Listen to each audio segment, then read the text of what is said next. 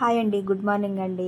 ఈరోజు కోటి సోమవారం అని చెప్పి నేను తెల్లవారుజామున 3:30కి లేచి ఇంట్లో పనులన్నీ చక్కబెట్టేసుకుని స్నానం చేసి అయితే రెడీ అయిపోయానండి. ముందుగా గడపకైతే ఈ విధంగా పసుపు రాసుకుంటున్నానండి. అలాగే తులసి కోటకు కూడా పసుపు రాసుకుంటున్నానండి. చుట్టూ కూడాను ఈ విధంగా పసుపు రాసుకుంటున్నాను. ఈ వీడియో వచ్చి 9వ తారీఖు శనివారం దండి. ఈ వీడియోని అప్లోడ్ చేయడానికి నాకు అస్సలు కుదరలేదండి, లేట్గా పెడుతున్నానండి. I'm very very sorry. ఇలా తులసి కోటకి పసుపు రాసుకుని కుంకుమ బొట్లు పెట్టుకుని అలంకరించుకుంటే నాకు ఒక పాజిటివ్ ఎనర్జీలా ఉంటుందండి. సాక్షాత్తు ఆ లక్ష్మీ స్వరూపమే ఇంటి ముందు ఉన్నట్టుగా అనిపిస్తుందండి. ఆ రోజంతా కూడా నాకు మనసు చాలా ప్రశాంతంగా ఉంటుంది. పసుపు రాసుకున్నాక కుంకుమ బొట్లు పెట్టుకుని గడప మీద పిండితో ఈ విధంగా చక్కగా ముగ్గులు అయితే వేసుకుంటున్నానండి. అదేవిధంగా తులసి కోటకు కూడా పసుపు కుంకుమ బొట్లు అయితే పెట్టుకుంటున్నాను.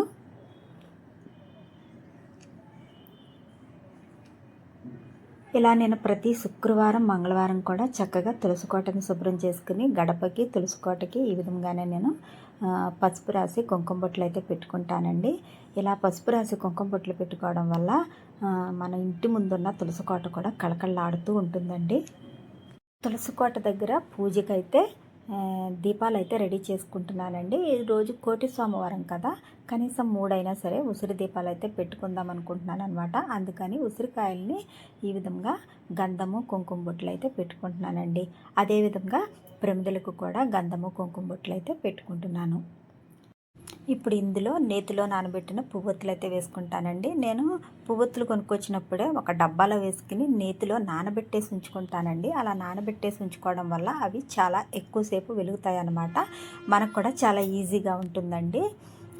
అందుకనే నేతిలోనే మనం ఈ కార్తీక మాసం అంతా సరిపడా ఒత్తులను అయితే వేసుకుని నానబెట్టుకుని ఉంచుకున్నామంటే ఇలా మనం యూజ్ చేసుకోవడానికి చాలా ఈజీగా ఉంటుందండి.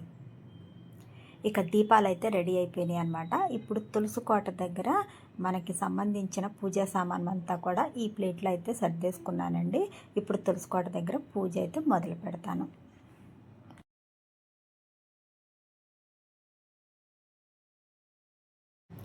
ఇక ముందుగా తులసి కోట దగ్గర అయితే ఈ విధంగా పద్మం వేసుకుంటున్నానండి. నేను డైలీ స్నానం చేసినా కూడా కార్తీక స్నానం తులసి కోట దగ్గర ఈ విధంగా పద్మం వేసుకుని పసుపు కుంకాలతో అలంకరించుకుంటానండి. అలాగే పసుపు గణపతికి డైలీ పూజ చేస్తాను. ఈ సంవత్సరం నాకు అనారోగ్యం వల్ల నేను ఇంపార్టెంట్ డేస్ మాత్రమే స్నానాలు చేస్తున్నానండి. సైనస్ ప్రాబ్లం వల్ల డైలీ నేను తలస్నానం అయితే చేయలేకపోతున్నాను అనమాట. ఇక పసుపు గణపతిని అయితే ఈ విధంగా చేసుకుని చక్కగా తమలపాకులో పెట్టుకుని పద్మంలో పెట్టుకుని ఈ పసుపు గణపతికి పూజ చేసుకోవాలండి. ప్రసాదంగా ఒక బెల్లం ముక్క కానీ అరటిపళ్ళు కానీ పెట్టుకోవచ్చు. అలాగే ఇక్కడ దీపాలు పెట్టుకుని వెలిగించుకోవాలన్నమాట. నేను 2 దీపాలు అయితే పెడుతున్నాను. ఒకటి నేను వెలిగిస్తాను, ఇంకొకటి మా అమ్మాయి వెలిగిస్తుంది. అలాగే ఉసిరి దీపాలు కూడా రెడీ చేసుకున్నాను కదండి. అలాగే ఉసిరి దీపాలు కూడా ఇక్కడ పెట్టుకుని ఉసిరి దీపాలను కూడా వెలిగించుకుంటాను. కార్తీక మాసంలో కనీసం ఒక్కసారైనా సరే మనం ఉసిరి చెట్టు దగ్గర దీపం పెట్టుకోవాలి, లేదా మన తులసి కోట దగ్గరే ఉసిరి దీపాలైనా సరే వెలిగించుకోవచ్చండి. ఇక ఈరోజైతే అమ్మ వాళ్ళు ఊరి నుంచి వస్తున్నారనమాట. వాళ్ళు వచ్చేలోపు నాకు ఈ పూజా కార్యక్రమం అంతా అయిపోవాలని చెప్పి నేను 3:30కే నిద్రలేచానండి. అయినప్పటికి కూడా లేట్ అయిపోయింది. ఇప్పటికే 5 o'clock అయింది నాకు ఇక్కడ దీపం పెట్టడానికి. అమ్మ వాళ్ళు అయితే బస్ దిగిపోయారట. నైట్ అంతా ప్రయాణం చేసి వస్తారు కదా, ఇంకా వాళ్ళని డిసప్పాయింట్ చేయలేక నేను తొందరగా పూజ అయితే ముగించేసుకున్నాను. ఎందుకంటే ఇంకా నేను ఇంట్లో కూడా దీపం పెట్టుకోవాలి. అమ్మ వాళ్ళు అయితే వచ్చేసారనమాట. ఇక వాళ్ళని ఒక్క 10 నిమిషాలు వెయిట్ చేయమని చెప్పి ఇంట్లో అయితే గబగబా పూజ అనేది మొదలు పెట్టేశానండి. ఇక రాత్రిపూటే నేను దేవుడి మందిరం దగ్గర అంతా నీట్గా చక్కగా సర్దేసుకుని అన్నీ తోముకుని ఫోటోలను కూడా శుభ్రంగా తుడుచుకుని బొట్లు అయితే పెట్టుకుని సిద్ధంగా ఉంచుకుంటానమాట. ఎర్లీ మార్నింగ్ లేవగానే మనకి పూజ చేసుకోవడానికి చాలా ఈజీగా ఉంటుందని చెప్పి. ఈ కోటి సోమవారం అనేది మనకి శనివారం వచ్చింది కదండి. వెంకటేశ్వర స్వామికి చాలా ఇష్టమైన రోజు కదా, అందుకే వెంకటేశ్వర స్వామిది చిన్న విగ్రహం ఉందన్నమాట నా దగ్గర. అందుకని మా కుండీలో ఉన్న తులసి మొక్కల్ని చిన్న మాల కట్టి ఆ స్వామివారికి అయితే ఈ విధంగా అలంకరించుకున్నానండి. తులసిమాలని. చక్కగా ఈ కోటి సోమవారం శనివారం వచ్చింది కాబట్టి చాలా అత్యంత ప్రధానమైనది కాబట్టి ఈరోజు కనుక మనం చక్కగా వెంకటేశ్వర స్వామి గుడికి వెళ్ళి అక్కడ మన శక్తి కొలది పువ్వులను అయితే ఇస్తే చాలా మంచి జరుగుతుందంటండి. ఇక నాకైతే అమ్మ వాళ్ళు వచ్చిన మూలాన వాళ్ళతోనే నాకు కొంచెం టైం అనేది స్పెండ్ చేయడానికి ఉండదు కదండి.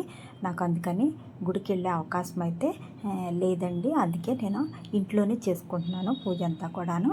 అంతేకాకుండా ఈ కోటి సోమవారం రోజు అది శనివారం వచ్చిన మూలాన మనం అఖండ దీపం అనేది కొబ్బరి చిప్పలో వెలిగించాలంటండి. వెలిగిస్తే చాలా మంచి జరుగుతుందంట. మన కష్టాలన్నీ తొలగిపోతాయని, మనకంతా మంచి జరుగుతుందని చాలామంది సిద్ధాంతులు కూడా చెప్పారు కదండి. ఆ విధంగానే నేను ఈ విధంగా కొబ్బరి దీపాన్ని అయితే అఖండ దీపంగా రెడీ చేసుకున్నానండి. ఇప్పుడు ఈ అఖండ దీపాన్ని వెంకటేశ్వర స్వామి దగ్గర పెట్టుకుని వెలిగించుకుంటాను. అలాగే ఈరోజు ఫాస్టింగ్ ఉన్నానండి. అంతే కదండి, ఈ కోటి సోమవారం రోజు మన హైదరాబాద్ నగరంలో కోటి దీపోత్సవ కార్యక్రమం అనేది స్టార్ట్ అవుతుందండి. మేము ఈవినింగ్ అయితే ఆ కోటి దీపోత్సవ కార్యక్రమానికి అయితే వెళ్తున్నామండి. అందుకే అమ్మ, అక్క వాళ్ళ అమ్మాయి, పిల్లలందరూ కూడా ఆ కోటి దీపోత్సవం గురించే వచ్చారండి. వాళ్ళకి 2 days సెలవు అని చెప్పి మేము ఈవినింగ్ అయితే అక్కడికి వెళ్తున్నాం అన్నమాట. అందుకే నాకు గుడికి వెళ్ళే అవకాశం లేదు. అంతేకాదండి, ఈ శనివారం చక్కగా వెంకటేశ్వర స్వామి టెంపుల్కి కానీ శివాలయానికి కానీ వెళ్ళి దీపదానం చేయడం వల్ల కూడా చాలా మంచి జరుగుతుందంట అండి. అసలు చెప్పక్కర్లేదు అనమాట. ఇక ఈవినింగ్ అయితే నాకు వెళ్ళడానికి కుదరదు. మార్నింగ్ ఏమో ఇంట్లో అన్నీ చక్కబెట్టుకుని నేను మధ్యాహ్నానికల్లా వీళ్ళని కోటి దీపోత్సవానికి అయితే తీసుకెళ్ళాలండి. అందుకే నాకు కొంచెం టైం అనేది కుదరలేదు ఈసారి. నెక్స్ట్ పౌర్ణమికి గుడికి వెళ్ళడానికి ప్రయత్నించి అప్పుడైతే దీపదానం చేద్దాం అనుకుంటున్నాను. ఇక ఈసారి అయితే ఇంట్లోనే చాలా ప్రశాంతంగా పూజ అయితే చేసుకుంటున్నానండి. ఇక ఈవినింగ్ కోటి దీపోత్సవానికి అయితే వెళ్తామండి. అది కూడా 3-4 కల్లా వెళ్ళాలండి. ఎందుకంటే ఫస్ట్ డే కదండి, ఎలా ఉంటుందో ఏంటో తెలీదు. లాస్ట్ ఇయర్ వెళ్ళాము మేము, ఎప్పుడో లాస్ట్ టైంలో వెళ్ళామన్నమాట. ఫ్లోటింగ్ అనేది చాలా ఎక్కువ ఉంటుందండి. మొదటి రోజు నేను ఎప్పుడు వెళ్ళలేదన్నమాట. ఎన్నో సంవత్సరాల నుంచి 13 సంవత్సరాల నుంచి జరుగుతుందండి కోటి దీపోత్సవం. అమ్మ వాళ్ళు ఎప్పుడు రమ్మన్నా అస్సలు రావట్లేదన్నమాట. ఈసారి ఇంకా వాళ్ళు రావాలి అని చెప్పి పట్టుపడితే తప్పకుండా వస్తున్నామని చెప్పి వచ్చారనమాట. ఇదేనండి కోటి సోమవారం రోజు నేను చేసుకున్న పూజా విధానం. అంతేకాదండి, ఈరోజు కోటి దీపాల వెలుగులు చూడడం అనేది నిజంగా మా అదృష్టం అండి. ఈవినింగ్ అక్కడికి వెళ్ళాక అక్కడ ఎలా ఉంటుంది ఏంటి అనేదంతా కూడా నేను నెక్స్ట్ వీడియోలో అయితే షేర్ చేస్తానండి. మరి నా ఈ వీడియో నచ్చితే లైక్ చేయండి, అలాగే సబ్స్క్రైబ్ చేసుకుని తప్పకుండా సపోర్ట్ చేయండి. మీ అందరి ఆశీర్వాద బలం నాకు ఉండాలని మనస్ఫూర్తిగా కోరుకుంటున్నానండి.